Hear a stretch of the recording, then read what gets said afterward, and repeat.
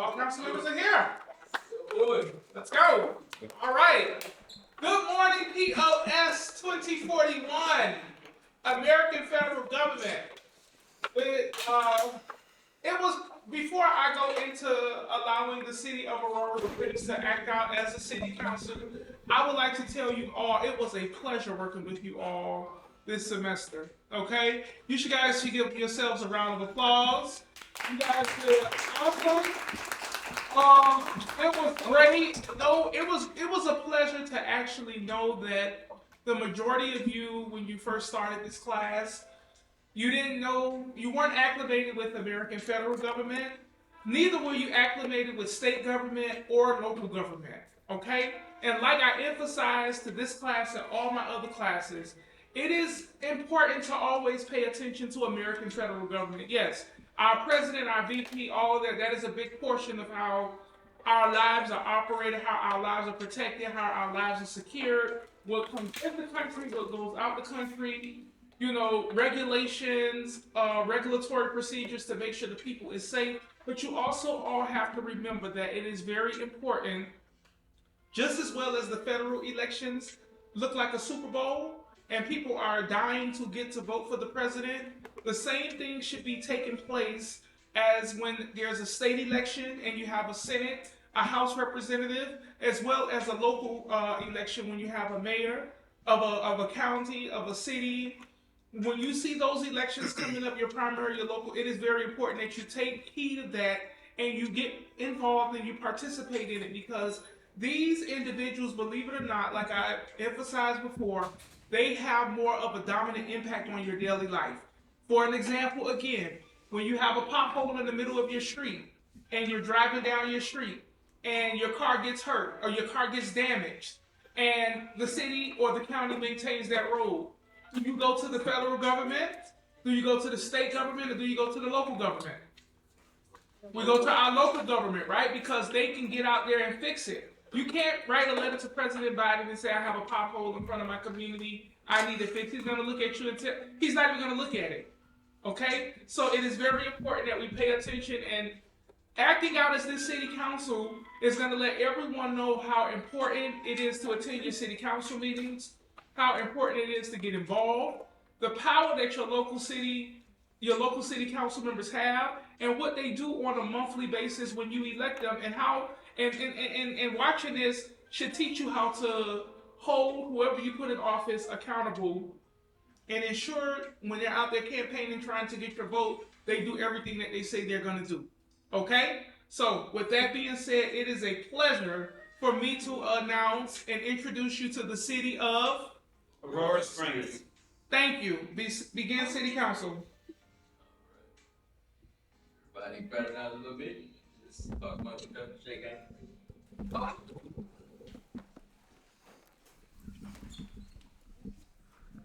Morning, nice to see you. Nice to see you. Not at the council, Vice Mayor, Mr. Mayor, Mr. City Manager, City Clerk, Yeah. Mr. Professor. Yeah. Perfect.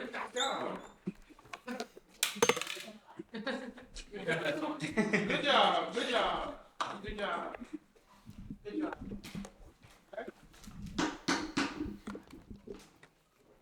Thank you, council members and constituents of Aurora Springs. As of now, we're ready to begin our city council meeting. City Clerk Donald Thompson II will announce the agenda items and take roll. City Clerk. All right, so before we begin, we're going to be taking roll call. Just 1 second. So is the Honorable Mayor Travis Dix present? Present. Vice Mayor Jefferson Roscoe. Present. Attorney Alessandra Chanca. City Manager Michael Consuega. Council Member Board Kyle. Council Member Alianis Rodriguez. Present. Council Member Elizabeth Blom. Present. Council Member Arturo Florian. Present. Councilmember Jafet Avila, Present. and Councilmember Jar Garcia. Present. Okay. All right. So now we're going to be going to We're going to be going to the district representatives. So, so 1 second here. Let me get the documentation.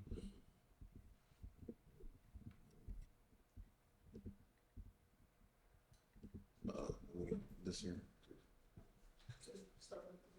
Yeah. Sorry. Yeah, sorry. So for District 1, I'll start off with the mayor. oh, And then you go vice mayor, then you go city manager, county attorney, city attorney, and then. okay.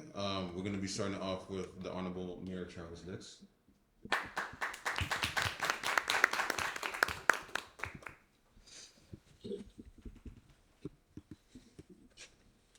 Good morning, citizens of Aurora Springs. I'm proud to announce that the University of Aurora Springs men's basketball team, the UAS Peacocks, has won the NCAA March Madness tournament. Peacocks team captain and starting power forward Dalen Frost has won the March Madness Naismith Player of the Year trophy and played a significant role in helping his team make a successful collegiate championship run. The city will be hosting a championship reception and a parade to honor the athletic achievements of our talented and inspiring young men. The parade will last from 12 noon to 5 p.m. on May 8th, 2024, and will begin in front of the UAS Athletics and Recreation Center on Cerulean Street and College Road, and will travel along Cerulean Street and College Road down to Amherst Avenue. The road will be closed to all vehicular traffic starting at 9 a.m. on May 8th and will remain so until 7 p.m. till after the debris cleanup. It is estimated that regular traffic will return to the area by 8 p.m.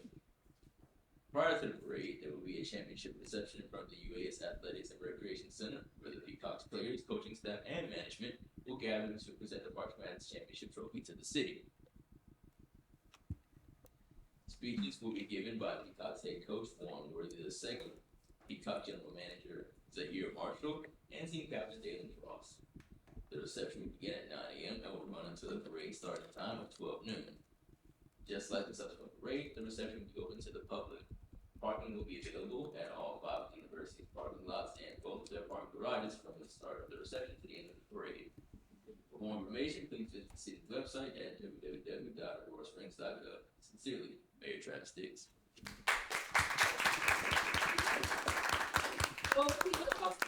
Yes, go Aurora Springs! Yeah! Now we're gonna take this over to the Vice Mayor Jefferson Orozco.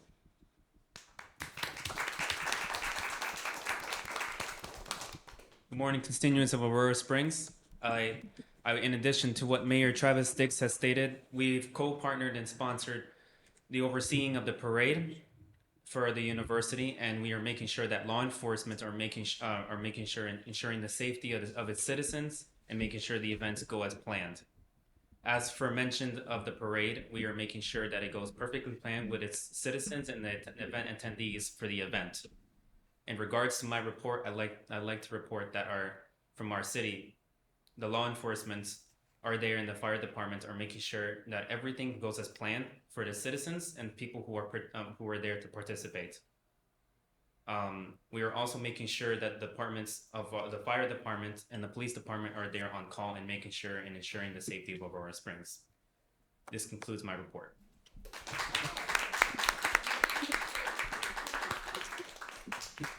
Now I will present my reports on Aurora Springs. Our population is approximately 750,000. We're situated in the heart of Florida. Aurora Springs boasts a picturesque setting with lush greenery and serene water bodies. The economy thrives on tourism, agriculture, small businesses. Key industries include hospitality, citrus farming, and ecotourism. The infrastructure features modern, well-maintained roads, public transportation, and utilities. Recent developments include upgrades to the wastewater treatment plant and expansion of recreational facilities. Culture and recreation. The city celebrates its cultural heritage through various festivals and events. Residents and visitors enjoy a plethora of recreational activities such as hiking in the nearby nature reserves, water sports on lakes, and exploring historical landmarks. Education. Aurora Springs is home to a quality education institution ranging from elementary schools to community college and universities, providing residents with access to excellent academic opportunities. Despite its many strengths, Aurora Springs faces many challenges such as traffic congestions during peak tourism and ensuring sustainable growth while preserving its natural beauty. Future outlook. With careful planning and community engagement, Aurora Springs is poised for continued growth and prosperity while maintaining its unique charm and character. Thank you for your attention. This concludes my report.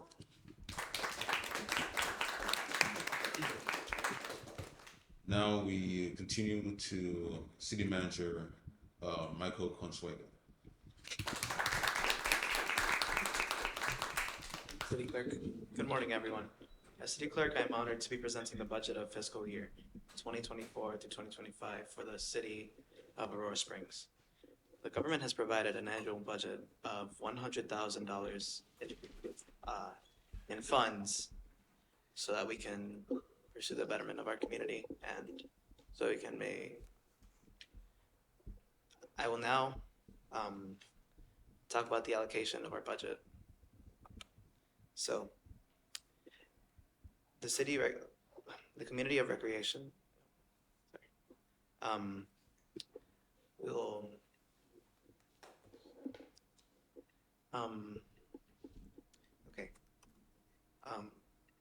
the allocation of our budget, we use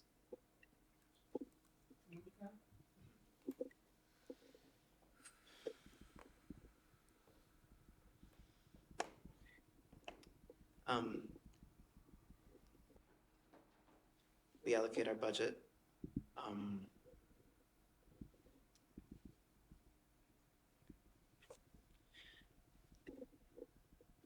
City Manager, sorry, I need to let in for a minute. I need a minute, sorry. Huh? I need a minute, sorry. You have the budget. Yes. Go ahead. Deliver it. Okay. Our budget for City of Aurora Springs annually is $100 million in funds. We allocated sparingly.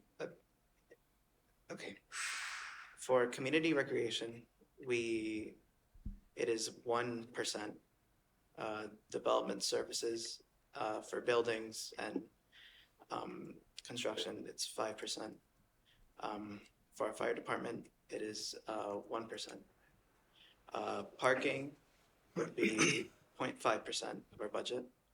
Police are allocated 15% of the budget. Public work and solid waste is 25% of our budget. Sanitary services is 0.2% of our budget. General services, admin, technology, and vehicle, etc., is 0.5%. Stormwater is 0.2%. Permit and inspection is 0.1%. Department of Procurement is 0.2%.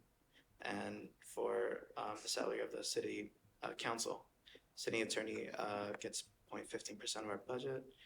City manager, me, it's 0.15. City clerk, 0.75%. City council members, 0.2%. Vice mayor, 0.5%, and mayor budget is 0.09%. Transportation receives 20% of our budget. Our total expenses will be 69.415% of our budget. That is our total expenses. It is in total $69,415,000 of our budget, and for our leftover funds would be 30.68% of our budget, which is a grand total of $30,685,000 as dividends in case we have issues with our economy, as well as the budget that we may use to help our community in other ways. That concludes my report.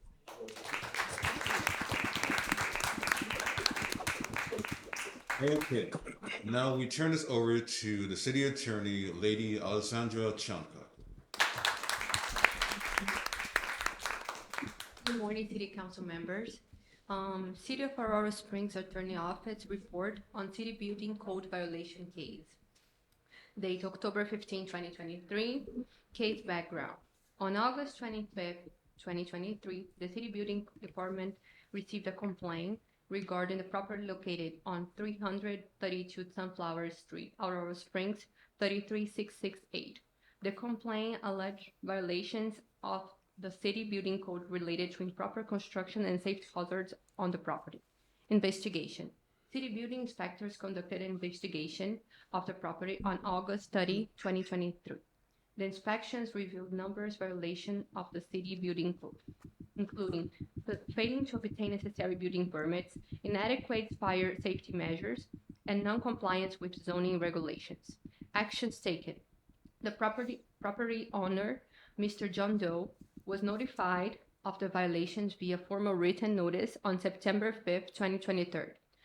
Mr. Doe was given deadline of September 30, 2023 to come into compliance with the city building code. After several follow-up inspections, it was determined that Mr. Doe had failed to address the violations within the specified time frame.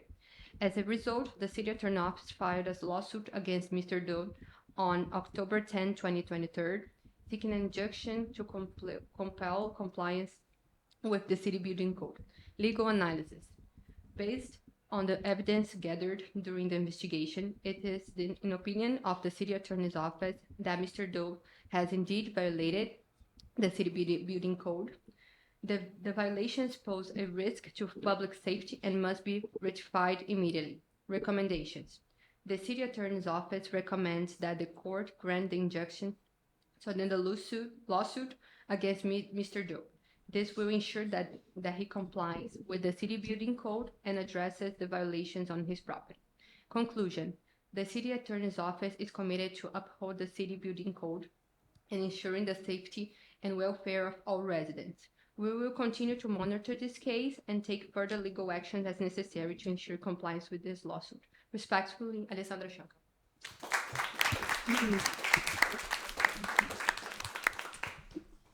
All right, now we're going to turn this over to Ailanis Rodriguez.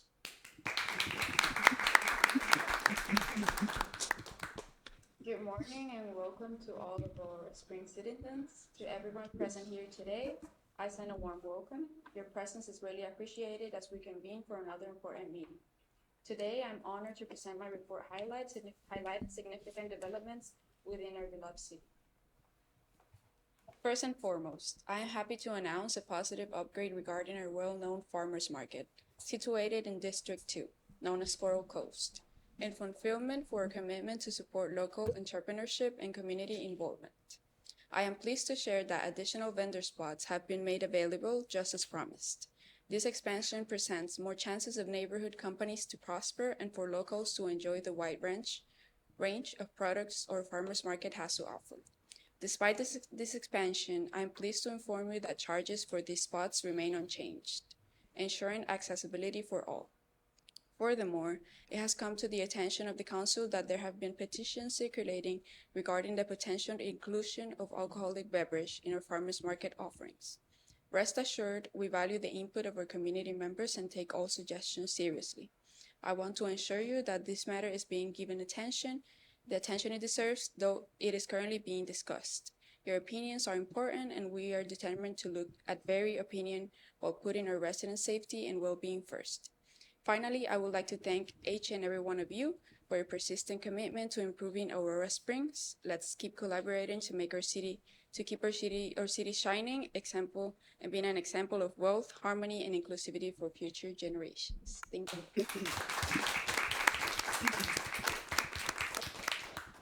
All right, now we're going to turn it over to Councilmember Bod Kaila.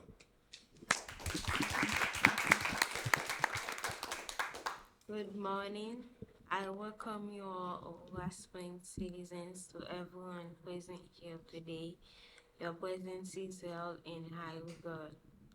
This support will be based on a recycling program system that was constructed in order to help bettering our city and livelihood. In downtown Aurora Springs, a new recycling program is being organized to effectively manage and recycle trash. This initiative aims to promote sustainable waste management practices and reduce the environmental impact of waste disposal in the city. It is important to keep our city neat and beautiful in order to not only attract visitors and tourists, but to benefit the citizens of Aurora Springs. That means we are creating a better, healthier environment for us by reusing materials such as paper, glass, and plastic. We reduce the amount of waste that goes into landfills. By implementing these programs, Aurora Springs will be able to enhance recycling efforts, minimize landfill waste, and conserve natural resources and reduce pollution. Overall, recycling plays a crucial role in conserving the environment and promoting sustainable practices for future generations.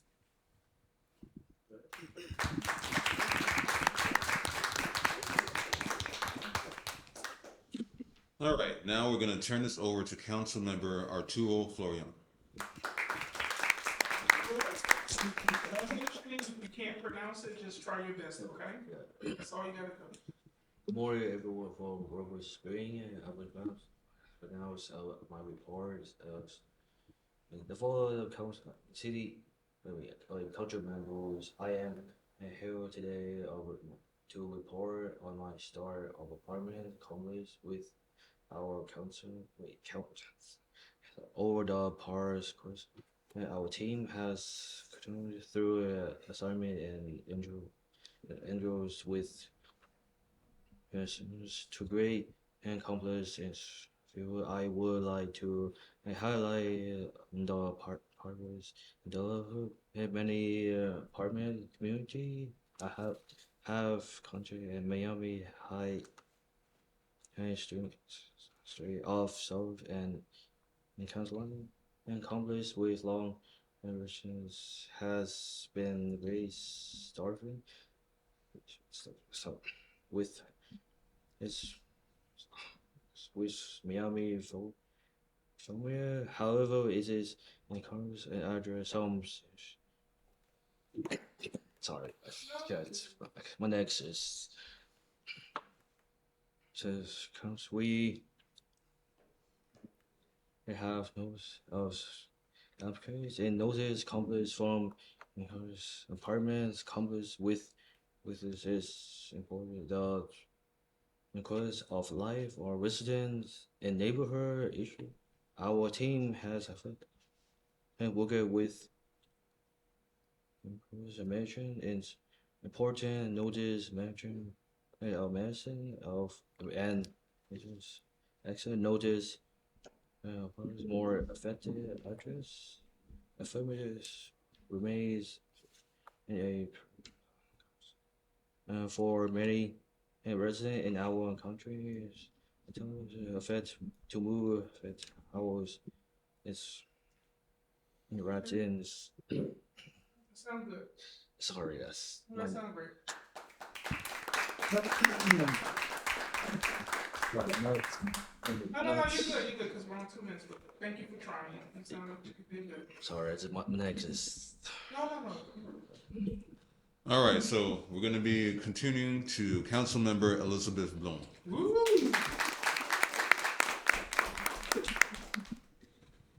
Good morning, everyone. I am pleased to report that after extensive negotiations and discussions with Florida Power and Light, FPL, we have successfully secured their commitment to install solar cell trees in the public parking lot number 57, located between the Downtown District 1 and my own internal use found in District 5.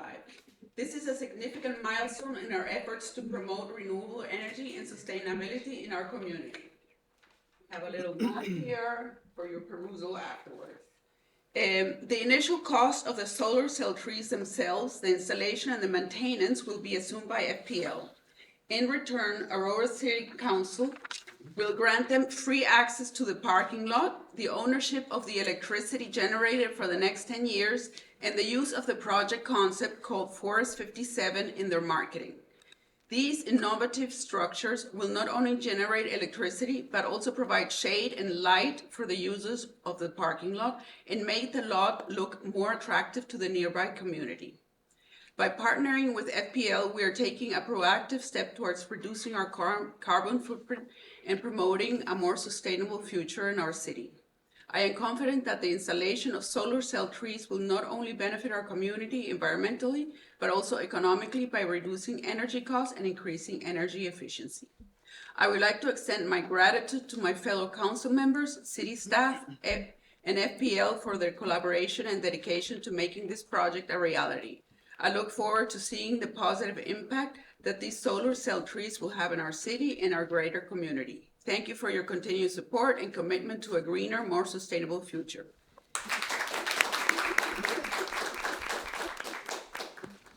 Now we will continue this to Jar Garcia, Councilman. Morning, everybody. This is my report for District 6. The White Sand Coast has been experiencing a surge in tourism lately.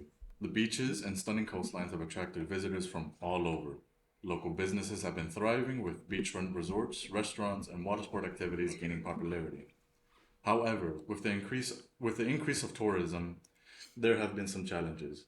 Traffic congestion has become a concern, especially during peak season like spring break or summer vacations. The council is working on implementing measures to improve transportation infrastructures and ease traffic flow.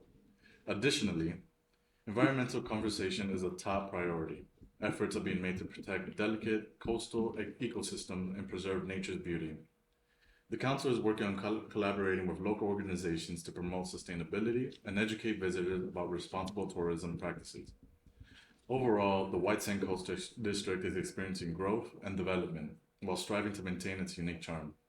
As a council member, I am committed to addressing the needs of the community and ensuring a sustainable future for the district. Thank you.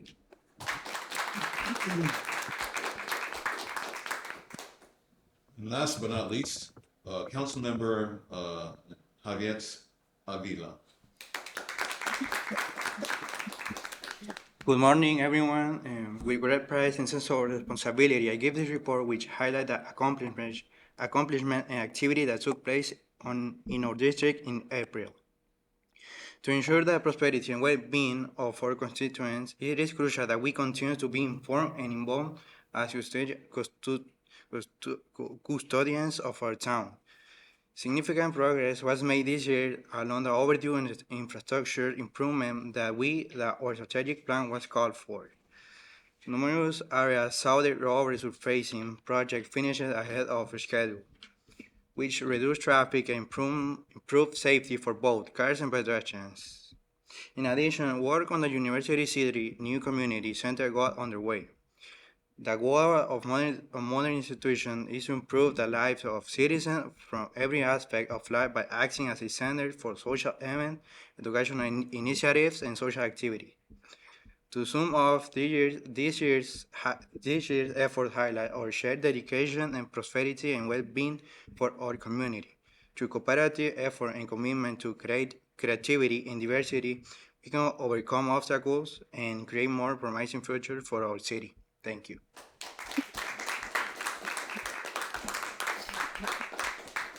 All right, so now we're going to be going over to the resolutions. So we're going to be starting with resolution 001. This resolution is for banning high decibel levels in residential areas. This will be achieved by using cameras to monitor traffic in residential areas after 6 p.m. This is going to be limited to 55 decibels for vehicles. Violators will be charged not exceeding $4,300. All right, so who is sponsoring this bill? I am. Okay. Like to hear your argument for this bill? Absolutely. As we know, Miami and Florida is well known for having pretty cars that are very, very loud. The loudest recorded has been 96 decibels, and that's before making changes to the car. We know that mechanics and fans of cars love to make changes to the motors and make it louder. I think it is very unfair having loud cars after certain hours in residential areas where family lives, having kids, dogs that go crazy for it. I am completely in favor of fines, finding these people that just don't like silence at all in residential areas. And I think we should put the cameras and record cars. Absolutely. If we have cameras that can catch you if you run a red light, why not have cameras that can record a loud car? Okay. So, anyone has any objections for or against this petition? So what I want you to do, okay, instead of asking who sponsored it, call all resolutions. And then for those that are for those that have a disagree with any resolution, say aye. And then if those individuals, say like if the majority has a issue with her resolution or proposal only, then we argue. Okay. Okay. Yes. All right. So now we're going to be continuing to resolution 002. This resolution is for traffic lights between 1st and 6th Avenue intersection. There is a lack of safety due to the lack of lights in this area. Thus, the installation of traffic controls and the addition of crosswalks and warning signs will improve safety for pedestrians and cars alike. Okay, so now, resolution 003. This is for improving the safety of pedestrians in the city of Miami. This resolution seeks to add a walkway in the Ardini Artisan Center downtown area.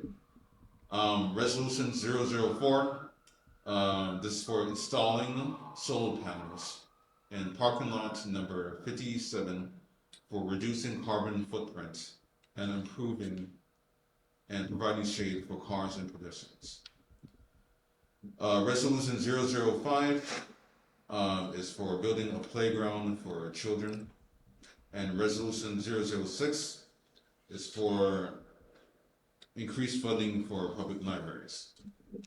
Okay. Anyone have any objections for the resolutions we have in this agenda? Argue. Let's go. Raise your hand.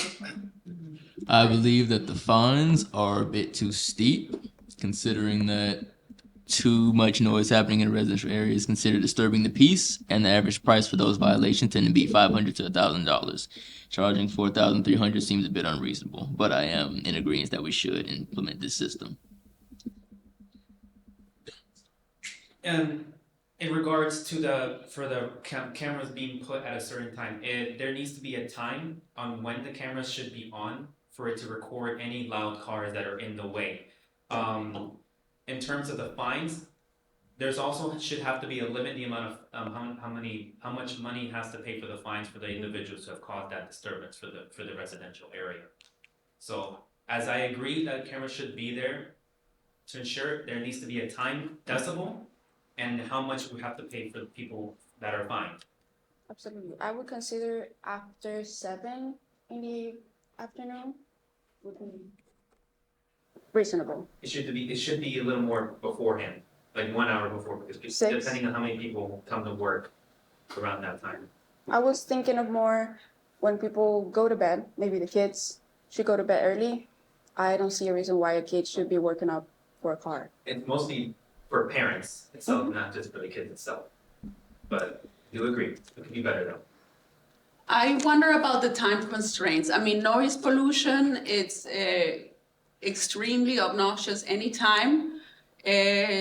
I don't see why it has to, I mean, pets are gonna go crazy at midnight and pets are gonna go crazy at noon with this excessive and unnecessary noise.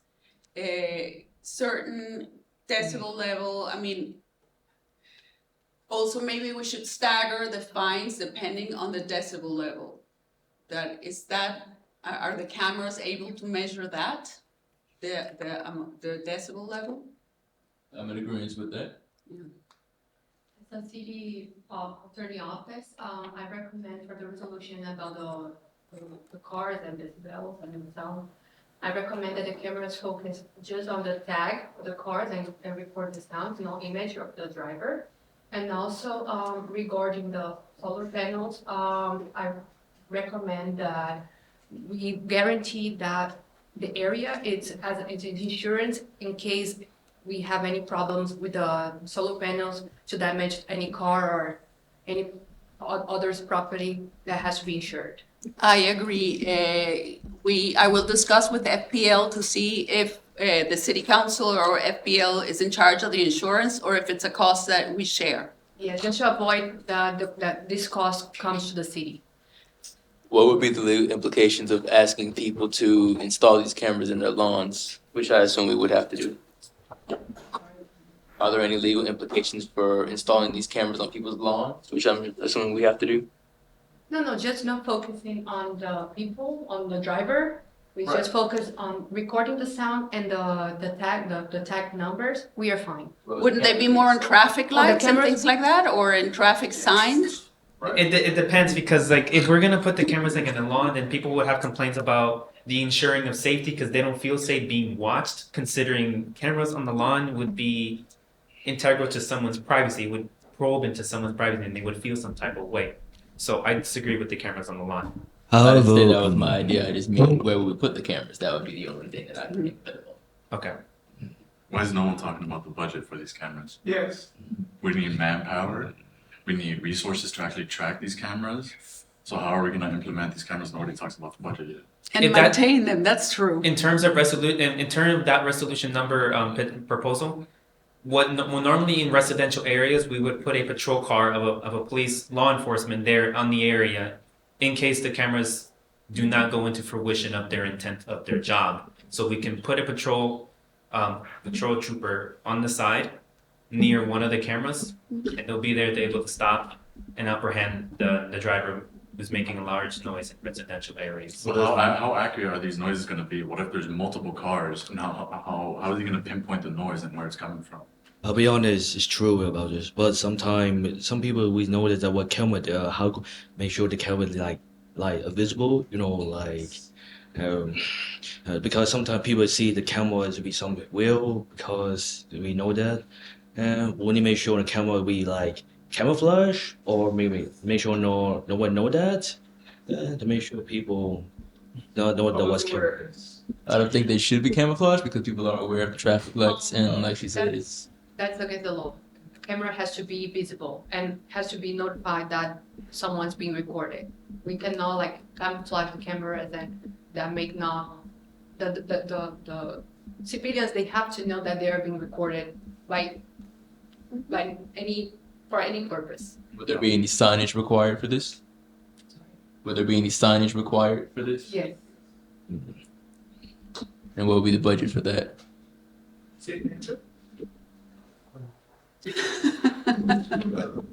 We have budget. You can easily state that we have money within the budget, there's money that's funded, but of course it needs to be agreed on by city council.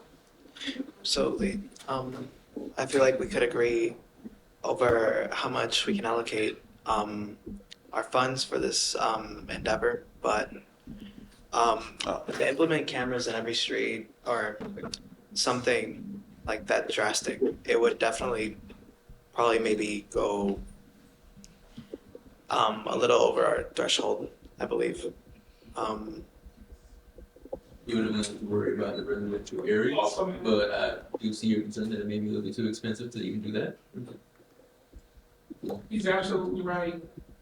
Cameras are very expensive, not only to put, but to maintain. Yeah, well, also And need even we have to service put in the. and all this. And then you have to have partners, people running with insurances, all kinds. He's absolutely right. Are the fines only extended to the car owners, or will we also fine the shop owners that modify the cars that they make these outrageous noises? We would give them a notice from the car dealer, for the one who owns that car, that they've made that the owner of that car has made a violation in terms of decibels in the residential area. So we would give them a notice, and then if it happens again, we would give them a fine, and they would have to do a signage of the paper for them to re-own that paper. All right, it doesn't seem like we're going to reach a conclusion in a reasonable amount of time, so we're going to go ahead and move this over to the next city council meeting. You can take note of that, City Clerk. Yes. Yes, and you ask for those that are in agreement, say aye. Those who are in agreement, say aye. Aye. Aye. Okay, so that moves on to our next city council meeting agenda. Now we're gonna give our constituents 2 minutes to speak. Can I have 2 constituents come up to the podium and speak on behalf of what you observed and what you think about your current city council members, please? No. Thank you. Ebony, You can give it. You can give it that way. Where are we speaking? Here. You can go in the middle.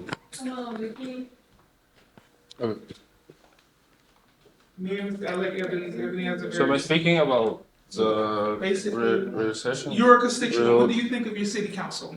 All right, let's go in the middle. We're in the middle. Right here? No, over there. Let's over there, so we can get in view of So that. you're In in the the middle camera. towards us.